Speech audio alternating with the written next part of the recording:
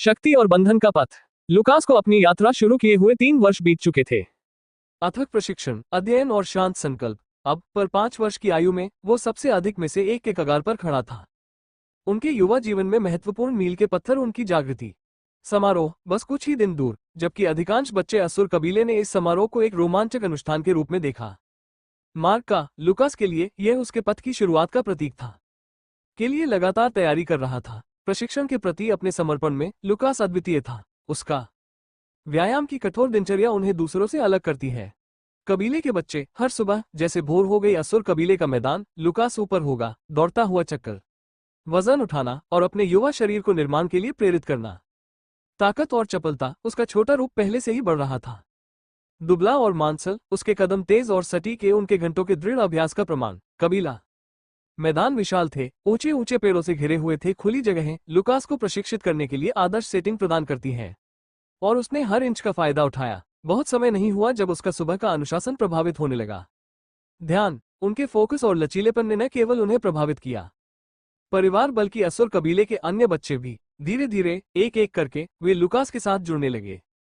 सुबह की दौड़ और व्यायाम, उन्होंने खुद को पाया, उनके दृढ़ संकल्प, उनके मौन नेतृत्व और से प्रेरित सौहार्द की भावना जो हर बार बढ़ती हुई प्रतीत होती थी। उन्होंने एक साथ प्रशिक्षण लिया। जल्द ही मैदान जीवंत हो गया, दौड़ते पैरों की आवाज और हंसी के साथ सुबह, जबकि छोटे बच्चे लुकास के साथ तालमेल बिठाने का प्रयास कर रहे हैं। बड़े लोग प्रशंसा से देखते थे, कभी कभी शामिल हो जाते थे। उसके विरुद्ध स्वयं को परखने के लिए डोरियन और सेराफिना इस बढ़ते समूह का अवलोकन कर रहे थे। गहराई से प्रभावित उनका छोटा बेटा पूरी तरह से दृढ़ता, एक रोल मॉडल बन गई थी, दूसरों को प्रेरित कर रही थी, एक भी शब्द के बिना। यहां तक कि कबीले के बुजुर्गों ने भी लिया नोटिस, और छठा बुजुर्ग विशेष रूप से मुखर था प्रशंसा। ये लड़का, वो हंसते हुए कहता जा रहा है, असुर कबीले का सबसे असाधारण कुलपुरुष होना अभी तक देखा है। देखें कि दूसरे लोग उसका अनुसरण कैसे करते हैं, बिना वो कभी एक शब्द भी कहता है। अब भी वे उसे एक के रूप में देखते हैं। नेता, इन भावनाओं ने डोरियन को गर्व से भर दिया, एक मनन के रूप में जो लुकास को देखकर स्वयं बड़ी ताकत से कबीले का नेतृत्व किया था। नेतृत्व और प्रभाव के ये शुरुआती लक्षण प्रदर्शित करें। अपने बेटे की क्षमता में अपने विश्वास की पुष्टि की। लेकिन लुकास की यात्रा कठिन दौरों से रहित नहीं थी। एक घटना ने विशेष रूप से उस पर और उसके दोनों पर एक छाप छोड़ी।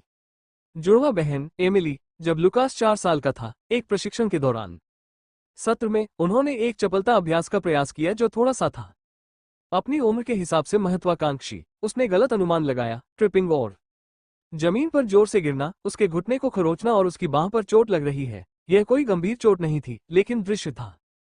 खून और लुकास की दर्द भरी अभिव्यक्ति चिंतित करने के लिए काफी थी। एमिली, जैसे ही उसने अपने भाई को चोट लगी देखी, एमिली का चेहरा उतर गया।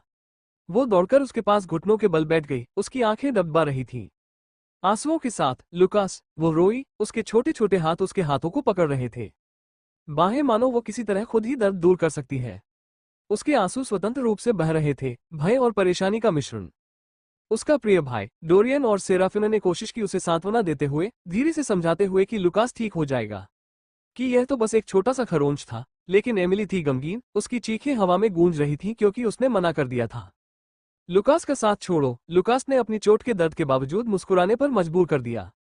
अपनी बहन को आश्वस्त करने का निश्चय किया। मैं ठीक हूँ एमिली, ये सच में उतना दर्द नहीं होता, उसने कहा। उसकी आवाज नर्म थी। वो उसकी चिंता कम करने की आशा से उसके सिर पर हाथ फेरने के लिए आगे बढ़ा। लेकिन एमिली ने अपना सिर हिलाया, उसकी छोटी छोटी मुठियां भींच ली, और उसकी आंसू भरी आंखों में दृढ़ संकल्प की झलक। उस दिन से एमिली लुकास से जुड़ने पर जोर देने लगी। उसके प्रशिक्षण में वो अडिग थी, उसकी आवाज स्थिर थी।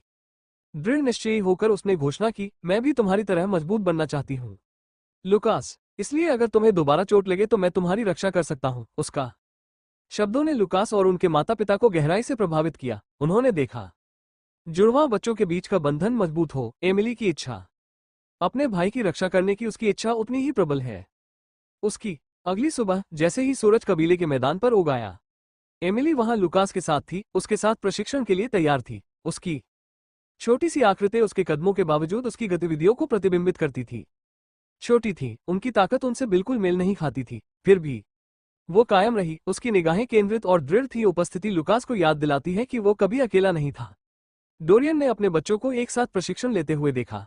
गर्व और मनोरंजन, कभी कभी इसका संकेत महसूस होता है। ईर्ष्या के कारण एमिली अपने भाई से अधिक जुड़ी हुई लग रही थी, उससे भी ज्यादा। दूसरी ओर सेराफिना बस ऐसा करेगी मुस्कुराते हुए, अपने पति की शांत बड़बड़ाहट पर हंसते हुए, ये देखते हुए कि जुड़वा बच्चों का बंधन एक दूसरे के साथ कैसे बढ़ता जा रहा है। दिन कबीले के बुजुर्ग भी प्रभावित हुए। उन्होंने देखा कैसे इतनी कम उम्र में भी लुकास ने दूसरों को प्रेरित किया, एकता की भावना को बढ़ावा दिया। यह एक में एक दुर्लभ गुण था। युवा और उन्हें निश्चित लगने लगा कि लुकास ऐसा नहीं है केवल असुर वंश को विरासत में प्राप्त करना, लेकिन उसे एक नेतृत्व प्रदान करना नियति है। नया युग उनकी लचीलापन, दयालुता और शांत शक्ति स्थापित हो गई, उसे अलग कर दिया, जिससे वो उससे भी पहले एक स्वाभाविक नेता बन गया। औपचारिक जागृति, जैसे जैसे दिन जागरण समारोह के करीब आते गए, लुकास ने अपना गहन प्रशिक्षण जारी रखा। उसका किसी पर भरोसा किए बिना ताकत बनाने के प्रति समर्पण। औषधि या सहायता एक ऐसा विकल्प था जिसे उसने उद्देश्य से चुना था। वह उपन्यास के बारे में उनके ज्ञान से पता चला कि वे उन तक पहुंच रहे हैं। कड़ी मेहनत के माध्यम से शिखर एक मजबूत परिणाम देगा। संवर्धन पर भरोसा करने की तुलना में नींव, कुछ यहाँ तक कि नायक भी कामयाब नहीं हुआ था। वो स्वयं को, अपने शरीर को और अधिक मजबूत होता हुआ महसूस कर सकता था, हर गुजरते दिन के साथ चुस्त और लचीला।